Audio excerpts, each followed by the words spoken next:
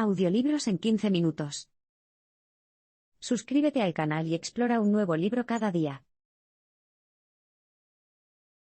El corazón ha sido un símbolo de las emociones humanas desde la Edad Media. A los niños les encanta explorar el mundo que los rodea y descubrir cómo funciona. El autor, Sandeep Jawar, no fue diferente. Cuando era adolescente, una vez decidió que, para un proyecto de ciencias de la escuela, mediría las señales eléctricas que emanaban del corazón de una rana. Para ello, tendría que diseccionar uno. Desafortunadamente, lo único que acabó haciendo fue causarle a la rana un tremendo dolor. Fue en ese momento que la madre del jaguar lo encontró, llorando por lo que le había hecho a la pobre criatura. Le explicó con ternura que su corazón era demasiado pequeño para asumir una tarea que requería una empatía tan desarrollada, un corazón pequeño aún no sería lo suficientemente valiente. La madre de jaguar utilizaba una metáfora muy usada, pero eso no la hace menos potente. Durante siglos, el corazón se ha asociado con sentimientos como el coraje. Fue en la Europa renacentista donde el corazón comenzó a ser visto como la sede del coraje humano. En consecuencia, las representaciones de corazones llegaron a los escudos de armas como símbolos de lealtad y valentía. La misma palabra coraje se deriva de la palabra latina para corazón, cor. La consecuencia lógica de esta metáfora es que las personas con corazones pequeños carecen de coraje y fuerza. Esto puede hacer que admitan la derrota desde el principio al iniciar tareas difíciles. Curiosamente, esta metáfora se extiende mucho más allá de las culturas de Europa. Tomemos como ejemplo a la abuela de Jawar. Solía castigar regularmente a su familia, diciéndoles que se animaran cuando sentía que estaban a punto de darse por vencidos en una aventura. Lo más famoso, por supuesto, es que el corazón es una metáfora del amor. Ha sido así desde la Edad Media. De hecho, la conexión entre el corazón y el amor es tan fuerte que si le preguntas a las personas qué imagen asocian más con el amor, es probable que visualicen un corazón de San Valentín. Incluso hay un nombre científico para esta figura. Se llama cardioide y se ve en todas partes de la naturaleza. Ciertas hojas, flores y semillas se presentan como cardioides. Un ejemplo de ello es la planta de silfio. Sus semillas en forma de corazón se usaron durante toda la Edad Media como anticonceptivo natural. Puede ser debido a este uso que esta forma de corazón en particular se vinculó tanto con el cortejo y el comportamiento sexual. La forma del corazón se introdujo en las pinturas de cortejo de la época y, a partir de entonces, el corazón cardioide se convirtió en el símbolo del romance en Occidente. Las emociones afectan al corazón e incluso provocan daños cardíacos emocionales. A pesar de las fallidas hazañas juveniles de Jawar, se dio cuenta de que la práctica médica sería su carrera. Se formó para convertirse en cardiólogo y, finalmente, comenzó a trabajar en Nueva York. Pronto descubrió que su trabajo consistía en mucho más que recomendar dietas más saludables y ejercicio, o realizar cirugías cuando fuera necesario. A menudo, ayudaba a los pacientes hablando de asuntos emocionales, como sus miedos y ansiedades. Esto puede sonar extraño, pero recuerde que las emociones y las acciones tienen un gran impacto en el funcionamiento físico del corazón. Por ejemplo, el estrés y la ansiedad pueden dañar el tejido cardíaco. Esto ocurre porque el cuerpo responde a ellas mediante la constricción de los vasos sanguíneos. Esto aumenta la frecuencia cardíaca y la presión arterial. El resultado de toda esta presión sostenida, a la larga, es un daño al corazón. También hay evidencia estadística de que el corazón es muy sensible al estrés emocional. A principios del siglo XX, el estadístico Carl Pearson observó que los cónyuges a menudo morían un año después de su pareja. En muchos casos, la causa de la muerte fue una enfermedad relacionada con el corazón.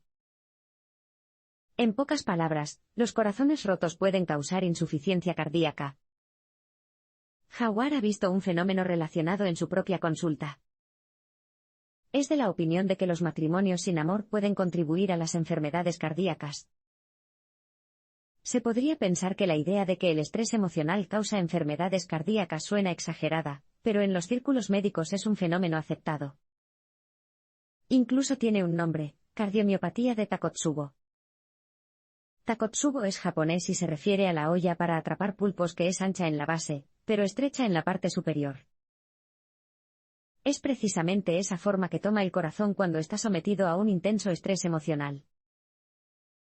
Como regla general, son las mujeres las que padecen la miocardiopatía de Takotsubo. Las rupturas o la muerte de seres queridos provocan la deformación y el debilitamiento de los corazones de estas mujeres. Luego, desarrollan síntomas que normalmente se asocian con un paro cardíaco inminente. El dolor torácico, las dificultades respiratorias y el colapso súbito son todos comunes. Los pacientes a menudo se recuperan de estos síntomas, pero hay casos en los que las personas literalmente mueren de dolor. Un atrevido autoexperimento de Werner Forsman dio lugar a avances en cardiología ganadores del Premio Nobel. Corre el año 1929. En Eberswalde, un pequeño pueblo cerca de Berlín, un becario médico llamado Werner Forsman convence a una enfermera de que se apodere de un tubo de catéter extra largo. Piensa que está a punto de ser la primera conejillo de Indias en una operación experimental que Forsman ha ideado, y entra en el quirófano con la intención de entregar el catéter. Pero no todo fue lo que parecía. Forsman ató a la enfermera a la mesa, pero no por lo que temía la enfermera. En realidad, Forsman planeaba operarse a sí mismo. Estaba impidiendo que la enfermera interviniera o saliera corriendo en busca de ayuda. Forsman abrió la piel de la parte interna de su codo izquierdo.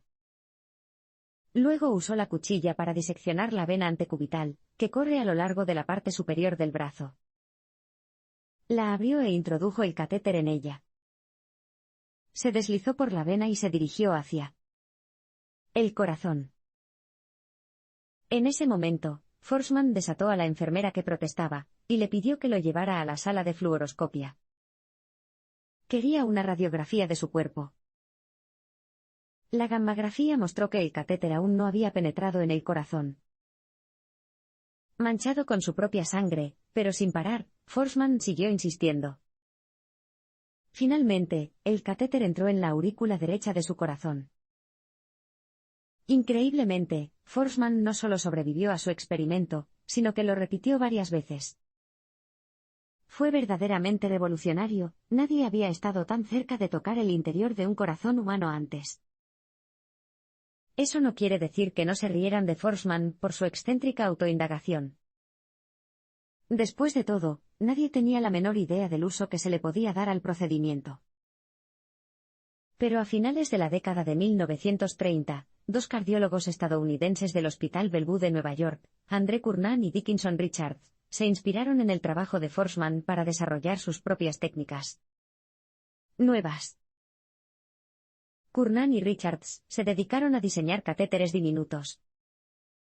Se insertaban en las venas o arterias de los pacientes, y se utilizaban para controlar la presión arterial y el flujo sanguíneo. Esta información es fundamental cuando se trata a pacientes con enfermedades cardíacas, como las cardiopatías congénitas o reumáticas. El trabajo de Richards y Curnan sentó las bases para el desarrollo posterior de los procedimientos quirúrgicos cardíacos. Por ejemplo, la angiografía coronaria, la técnica de diagnóstico por imágenes detallada para investigar el interior del corazón y los vasos sanguíneos, se remonta a ellos. Gracias a su trabajo en el desarrollo de técnicas para diagnosticar enfermedades cardíacas, los tres científicos, Curnan, Richards y Forsman, recibieron el Premio Nobel de Medicina en 1956. La cirugía a corazón abierto se creía imposible antes de que se inventaran los procedimientos quirúrgicos de circulación cruzada. Seguro que ya conocéis esta escena de las películas: uno de los protagonistas sufre de repente un ataque al corazón, y es llevado de urgencia al hospital más cercano. Allí, el personal médico lo coloca en una camilla y se lo lleva con ruedas.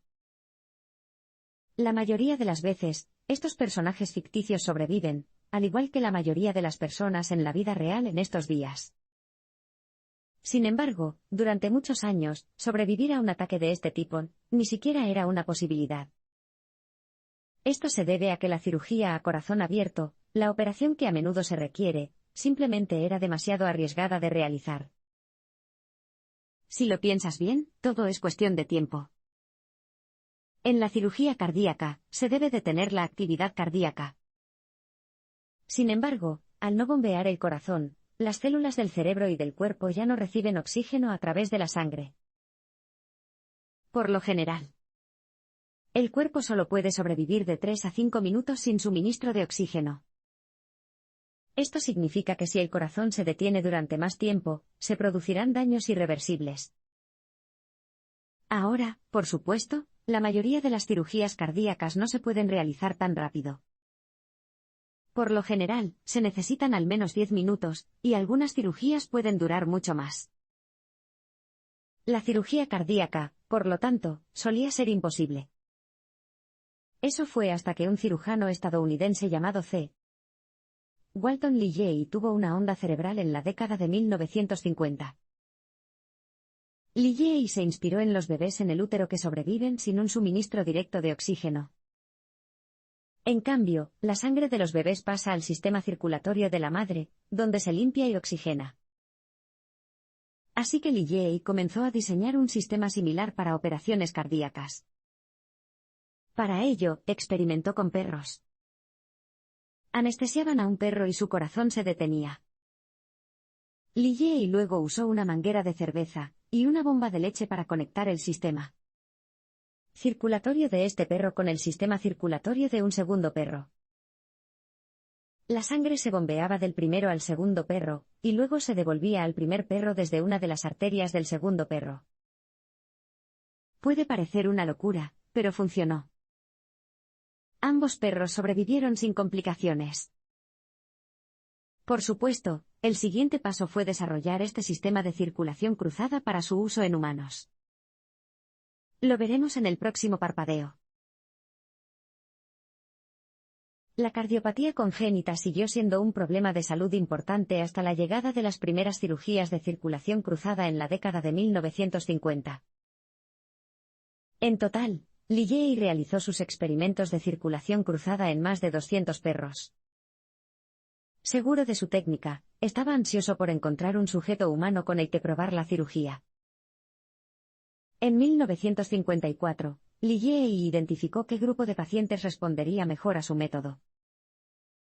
Descubrió que eran las personas con una cardiopatía congénita, es decir, en las que el corazón, la aorta u otros vasos sanguíneos grandes se deformaban desde el nacimiento.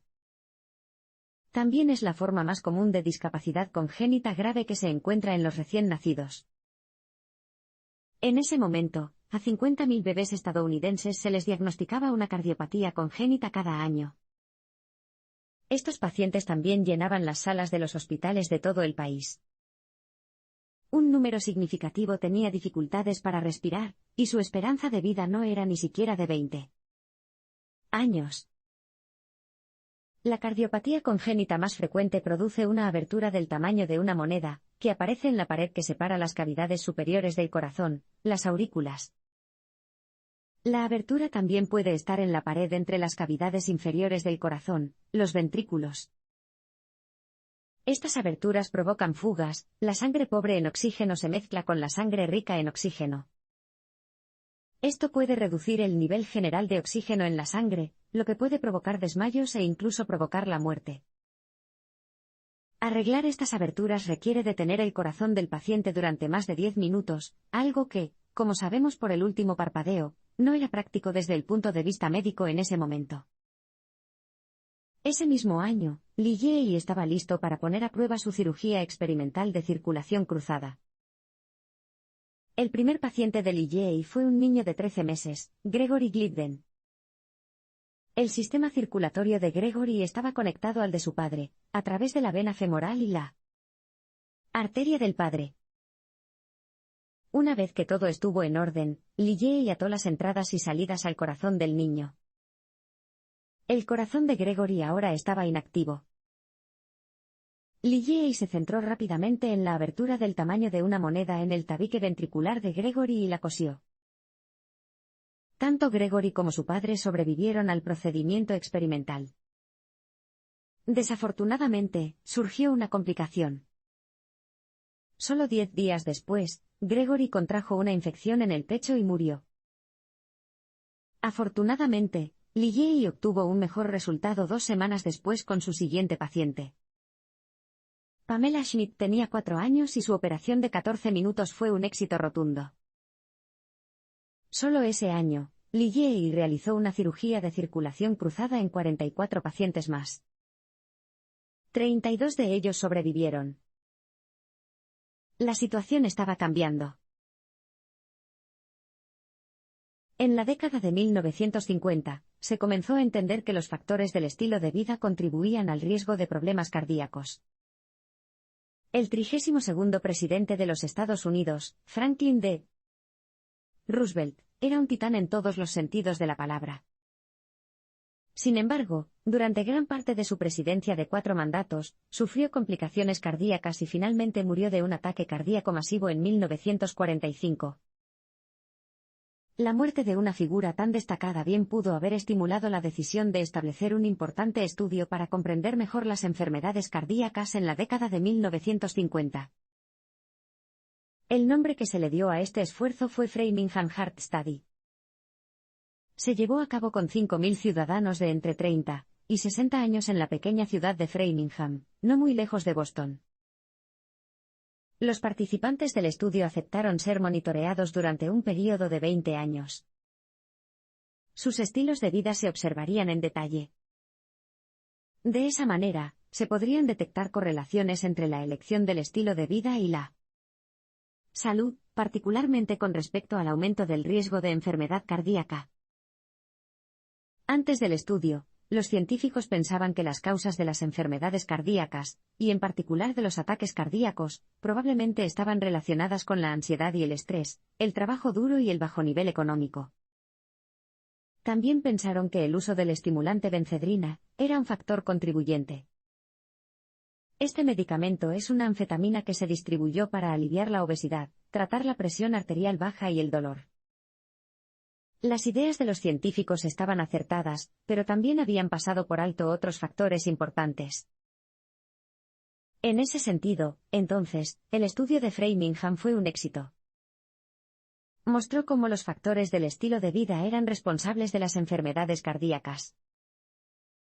Gracias al estudio, se pudo demostrar claramente la conexión entre la hipertensión arterial, la hipertensión, una enfermedad arterial que aumenta la presión arterial, los niveles de colesterol y las enfermedades cardíacas. Ahora, los médicos sabían que si podían identificar métodos para reducir la presión arterial, la hipertensión y los niveles de colesterol, también podrían tratar las enfermedades cardíacas. Algo como la dieta era un contendiente obvio. El estudio también estableció una relación entre el tabaquismo y las enfermedades cardíacas. El resultado final de esto fue la prohibición de la publicidad de cigarrillos, así como la presencia de etiquetas de advertencia en los paquetes de cigarrillos. Por último, el estudio Framingham confirmó que el estilo de vida es una de las causas del desarrollo de enfermedades cardíacas, lo que puso patas arriba los enfoques para su tratamiento. Desde entonces, los médicos se han basado mucho más en los enfoques preventivos para abordar las enfermedades cardíacas. Era lo correcto. Un estudio sueco reciente ha confirmado que una dieta saludable, el ejercicio y la abstinencia del alcohol y la nicotina pueden hacer que 4 de cada 5 paros cardíacos sean totalmente evitables. Es bien sabido que la dieta y el ejercicio afectan a las enfermedades cardíacas, pero los factores psicosociales también lo hacen. El estudio de Framingham marcó un gran paso adelante en la identificación de las causas que contribuyen a las enfermedades cardíacas. Sin embargo, el estudio no fue perfecto. Su muestra de datos estaba restringida, solo analizó a una población blanca de clase media con sede en una ciudad suburbana de EU. Esto significó que, cuando los científicos ampliaron el estudio para analizar otras poblaciones, aprendieron mucho más sobre las enfermedades cardíacas. Lo más importante es que descubrieron que la dieta y el ejercicio no eran los únicos factores que contribuían. En 1959, los resultados de un estudio realizado en hombres en la India se publicaron en el American Heart Journal. Esto, y otros estudios posteriores sobre enfermedades cardíacas en la India y otros países del sur de Asia, fueron convincentes. Indicaron que los sujetos de la región tenían tasas 4 veces más altas de trastornos cardíacos que la población de Framingham. Fundamentalmente, las poblaciones de la India y el sur de Asia tienen, en promedio, tasas más bajas de colesterol, presión arterial más bajas y fuman menos que los estadounidenses. También tienden a seguir dietas vegetarianas saludables. Por lo tanto, la alta prevalencia de enfermedades cardíacas en estos países debe haber tenido otras causas subyacentes. Pero, ¿qué eran? Una serie de estudios han demostrado que los factores psicosociales también pueden contribuir a aumentar el riesgo de enfermedades cardíacas. Por ejemplo, en la década de 1970, Sir Michael Marmot, de la Universidad de California en Berkeley, dirigió un estudio sobre enfermedades cardíacas en el que participaron miles de residentes japoneses de San Francisco. Descubrió que las personas que se habían alejado de sus comunidades japonesas y se habían integrado con los occidentales mostraban una prevalencia mucho mayor de enfermedades cardíacas en comparación con los inmigrantes japoneses que seguían vinculados a su cultura y sus comunidades. Su conclusión fue bastante clara. La migración, junto con una fuerte adaptación a una nueva cultura, sometieron al corazón a una enorme presión. Aquí también es de interés un estudio realizado en 2004 por Peter Sterling, de la Universidad de Pensilvania. Sugirió que otros factores sociales, como los ingresos y la seguridad, también contribuyen a las enfermedades cardíacas. En particular, las personas negras que vivían en comunidades urbanas pobres eran más vulnerables a las enfermedades cardíacas que otros grupos sociales. Sterling echó la culpa al estrés y la ansiedad crónicos que experimentan quienes se ven obligados a existir en circunstancias inseguras y asoladas por la pobreza. Todas estas investigaciones han demostrado claramente que si se quiere combatir la enfermedad cardíaca, se debe seguir una estrategia preventiva en múltiples frentes. Específicamente, lo que se necesita son cambios en el estilo de vida individual y una reforma social. La placa grasa era un problema de salud importante hasta que se desarrolló el tratamiento en la década de 1970. En la década de 1960, un importante problema de salud era común en los Estados Unidos: la placa grasa obstruía las arterias de las personas.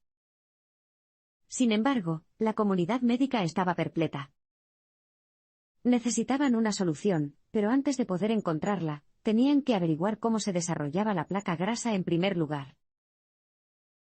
Desde el estudio de Framingham de 1961, los profesionales médicos sabían que los niveles altos de colesterol estaban relacionados con las enfermedades cardíacas. Pero aún no estaban seguros de por qué. Quedó claro después de más estudios. Estos indicaron que cuando la concentración de colesterol en la sangre es demasiado alta, las partículas de colesterol se depositan en los vasos sanguíneos. Ahí anidan. Estas partículas luego reaccionan con el oxígeno. Esto resulta en la creación de radicales libres. Estas moléculas altamente reactivas luego dañan las células cercanas y las lesionan. Como respuesta, estas células dañadas emiten señales químicas en busca de ayuda. Los glóbulos blancos se precipitan hacia el sitio y comienzan a tragar las partículas de colesterol. Desafortunadamente, los glóbulos blancos no pueden digerir las partículas de colesterol. Así que terminan vomitando una pasta de colesterol que vuelve a caer en las paredes de la arteria. Esto, por supuesto, causa más daño. Gradualmente, la lesión en las células de la pared arterial crece. Se desarrolla tejido cicatricial y es esto lo que produce la placa que restringe y bloquea el flujo sanguíneo. Una vez que entendieron el proceso, los científicos estuvieron listos para desarrollar nuevos métodos para erradicar la peste grasa. El gran avance se produjo en la década de 1970. Fue el médico suizo Andreas Gruentzig quien desarrolló la solución, la angioplastia coronaria con balón. En este procedimiento, se fija un globo inflable muy pequeño a un catéter. Se enrosca a través de la arteria obstruida por la placa de grasa. Una vez que el catéter está en el sitio de la obstrucción, el globo se bombea con aire 2 o 3 veces. Esto infla el globo, lo que estira la arteria y, en el proceso, desaloja la placa de grasa. Gruentzig realizó con éxito esta operación por primera vez en 1977. El paciente era un empleado de una compañía de seguros llamado Adolf Bachmann. En poco tiempo, la angioplastia coronaria se convirtió en una práctica generalizada, y todavía se utiliza en todo el mundo. Gracias al método de Gruentzig, se han salvado muchas vidas. Es posible que el corazón y su sistema circulatorio hayan sido alguna vez los grandes desconocidos de la cirugía médica, pero los pioneros del último siglo nos han mostrado el camino. Al dedicarnos a ello y venerar el método científico, la humanidad en su conjunto se ha beneficiado.